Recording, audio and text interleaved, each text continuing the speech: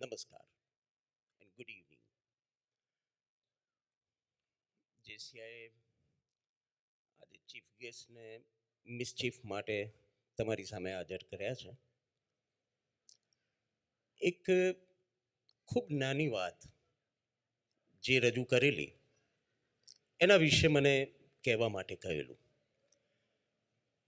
ICT સેક્ટર્સની અંદર એક વિશેષતા એ છે કે અહીં એમ્પ્લોય ગુજરાતી પણ હોય છે અને નોન ગુજરાતી પણ એટલા જ હોય છે. આ બંને વચ્ચેના મેળ માટે કોઈ ગુજરાતી એમ્પ્લોયની એક લાગણી અને એની સંવેદના આ જ ફિલ્મના સંદર્ભમાં થોડી આગળ વધારવી છે.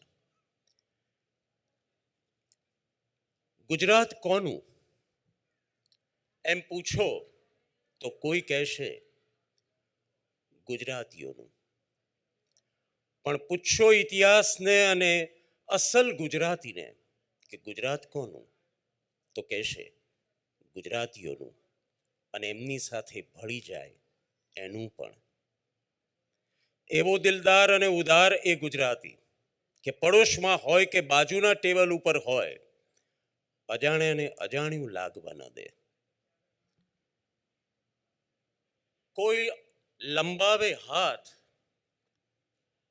કોઈ માંગે હાથ તો ટેકા માટે ખભો દઈ દે.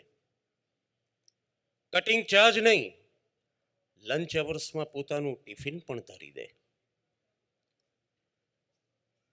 અજાણ્યો ભળી જાય એની સાથે, અજાણ્યો જો ભળી જાય એની સાથે તો એના ગુડબુકમાં આવી જાય. પણ ગુજરાતી ન હોવાથી એ કદાપી બ્લેકલિસ્ટેડ ન થાય. કોઈ અજાણ્યો ભળી જાય એની સાથે તો એની ગુડબુકમાં આવી જાય, પણ ગુજરાતી ન હોવાથી એ બ્લેકલિસ્ટેડ ન થાય. રોમમાં એ રોમન બની જાય અને દુનિયાના ખૂણે ખૂણે છવાઈ પણ જાય. ગુજરાતમાં ભલે પીઝા અને પાસ્તા ખાય, પણ પેરિસમાં જઈ થેપલા અને ખાખરાને ભૂલી ન જાય.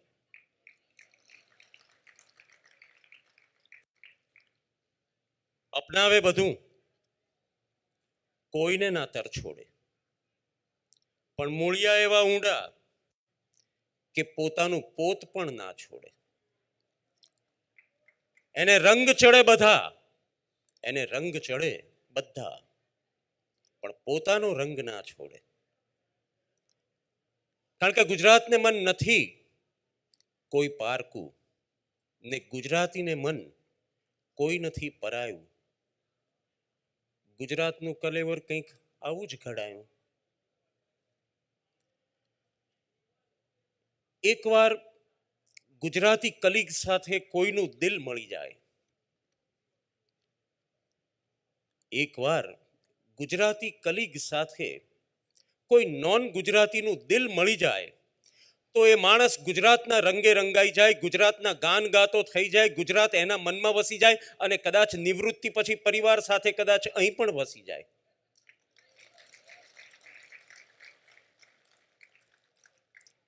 કશુંક તો છે ગુજરાતમાં ને ગુજરાતીઓમાં, કશુંક તો છે ગુજરાતમાં ને ગુજરાતીઓમાં. કાં તો ચુંબક છે એના વાણી અને વ્યવહારમાં, કાં તો ચુંબક છે એના વાણી અને વ્યવહારમાં, અને કાં તો અનોખી મહેક છે અહીંની માટીમાં. આભાર. Thank you.